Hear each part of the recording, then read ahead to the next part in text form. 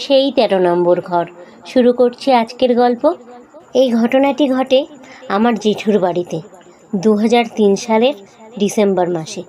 জেঠুর বাড়িটি খালি পড়েছিল। পাড়ার লোকেরা বাড়ি থেকে কখনো ঘুঙুরের শব্দ, কখনো বা বহু লোকের কোলাহল, বা ঠিক রাত 2টোর সময় ঘড়ির ঢং ঢং শব্দ শুনতে পান।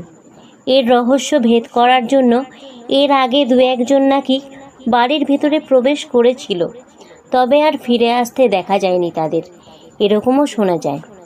এই বাড়ি 13 নম্বর ঘরকে কেন্দ্র করে সমস্যা তৈরি করে।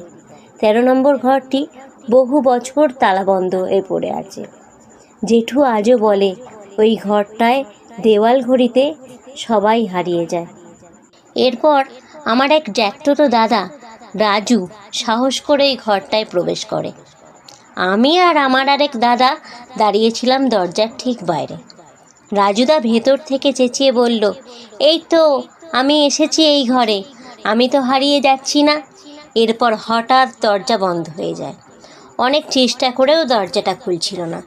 ভেতর থেকে একটা চিৎকার শোনা গেল, আমি বেরোতে চাই। সেই সময় দেখা যায় তালাটা দরজায় আটকানো অবস্থাতেই ঝুলছে। এরপরেই আমরা খুব ভয় পেয়ে যাই।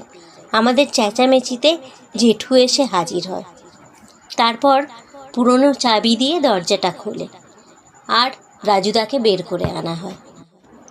তারপর থেকেই রাজুদা পাল্টে যায়, শুধু বলতে থাকে এই ঘড়িতে সব কিছু হারিয়ে যায়, কেউ ফেরে না। এরপর রাজুদা প্রায় 2 বছর মানসিকভাবে অসুস্থ ছিল। কিছুটা সুস্থ হলে জানায় হঠাৎ ঘড়িটা দুলতে শুরু করে, সঙ্গে সঙ্গে দরজাটাও বন্ধ হয়ে যায়। ঘড়ির ঘণ্টাটা বেজে ওঠে ঢং ঢং। তারপর এক কালো ধোঁয়ার আকৃতি ঘড়িটা থেকে বেরিয়ে আসতে থাকে আর রাজুদাকে নিজের দিকে টানতে থাকে। তবে তার আগেই জেঠু দরজাটা খুলে ফেলে। এই হলো আজকের গল্প। গল্পটি ভালো লাগলে লাইক, শেয়ার এবং সাবস্ক্রাইব করে পাশে থাকবেন এবং সকলেই ভালো থাকবেন। নমস্কার।